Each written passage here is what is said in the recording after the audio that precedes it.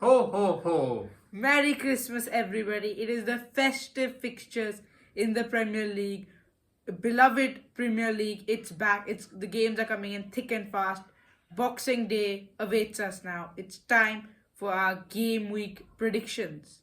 Yes, on the Christmas this year, Liverpool is on the top of the Premier League table, 4 points ahead, one game in hand from Chelsea. Man City, the surprise, everybody has been surprised by their form. They are down there, 6th or 7th, and this is going to be some kind of year. So, before Christmas and now we start after Christmas. Boxing Okay. Day fixtures, it starts with none other than Man City against Everton. Yeah, at Etihad Stadium, it's a stadium which Evertonian fans hate because they haven't won there since 2010, a 2-1 victory at the Etihad.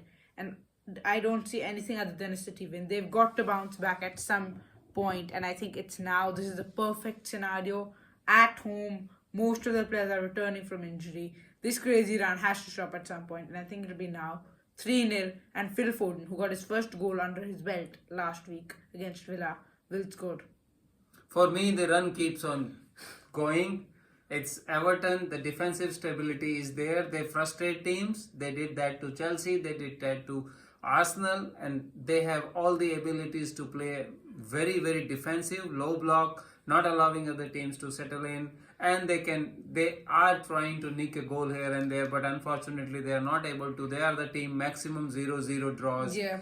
This one again will be a draw, but not 0-0. 1-1. Everton against the run of the play will score first, and then Man City will equalize in second half. Jamie Doku to score for Man City. Again, the 2 points lost for Man City. 1-1. Okay, now moving on to the South Coast. It's Southampton against West Ham United, and it's a debut for Croatian manager Juric.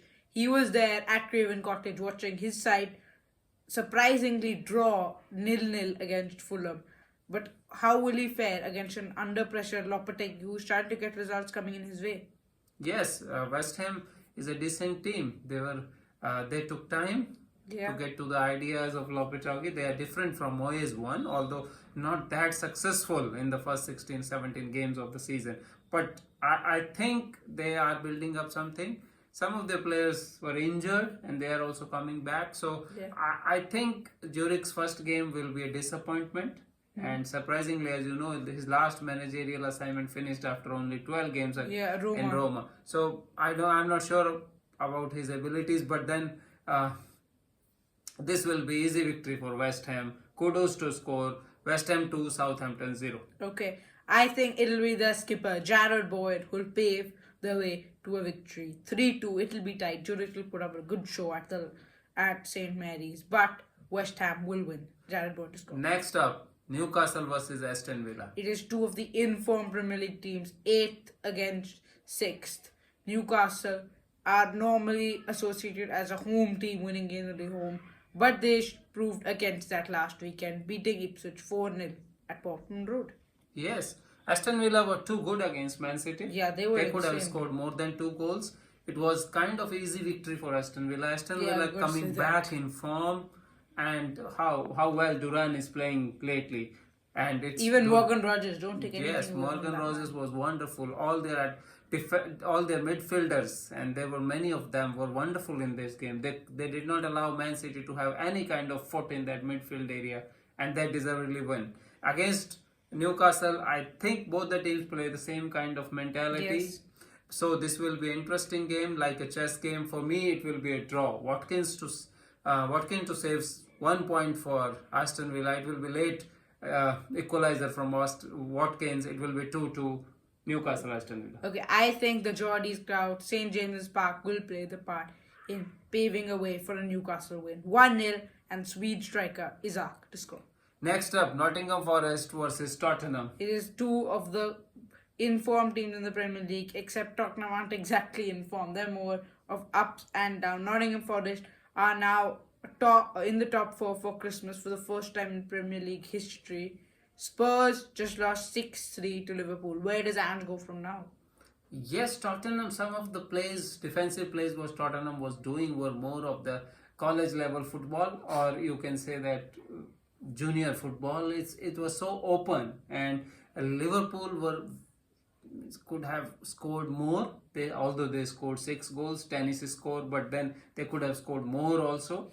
But the 3 goals what Tottenham scored has given some respect to that scoreline. But I don't think Tottenham were good at all in that game. Yeah, I think that's. And if Ange is going to play like this without the players, the kind of players he needs, like Van der Ven and Romero, who are fast enough to cover the ground and go back, so it will be very difficult for him, especially against a team like Nottingham Forest, which go on the counter.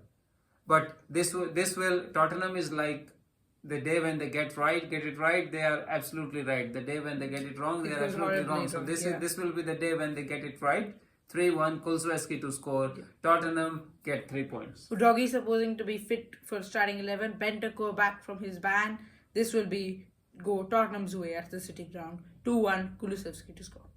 Bournemouth against Crystal Palace. Yes, it is South London against the team from the South Coast. Bournemouth have scored now in their last 10 games. They've crept into the top 5. They are in form, beating United just 3-0. Crystal Palace are also trying to gain ground after victory in the M23 derby. They did well again last weekend, but I think the scoreline 5-1 loss to Arsenal, I don't think that was a fair scoreline because they created chances, but they weren't able to get that end product. For me, this will be a draw. 2 evenly matched sides, 2 evenly matched managers in Glasner and Iraola. 1-1 and Justin Clover to score. Yeah, what a season Bournemouth is having. And the fans are now dreaming for Europe. That is absolutely there. Iraola doing fantastic job at Bournemouth. But Bournemouth has this tendency where they have a big win, they will not follow it up by another win. Yeah, they will either draw or lose, and that is what is going to happen again for me. Bournemouth will down the intensity, and that will cause a draw 1-1. Ismail Assar, who is in form, will score for Crystal Palace. Now we're going to a London derby, Chelsea against Fulham. There's a big rivalry between these two sides, and they meet now at Stamford Bridge. Fulham are now unbeaten in 4, but that it did end their run of scoring in every single game since the start of the season. They drew 0-0 to Southampton. Chelsea know all about 0-0s. They drew as well against Everton. But I think Chelsea are now starting to run out of that energy which helped them take ground on Liverpool, and they will drop points once more to a really good Fulham side. 5 draws in a row for them now. Cole Palmer to score 2-2. Yeah, what I would say, this game will surprise all of us. Fulham, the way they play, I can see them winning, because Chelsea, after drawing with Everton, they will go for a win here, and that will play in the hands of Fulham. Fulham is a really good team. From the wings, they attack. Robinson, Nico Williams, and all these players, they are really good.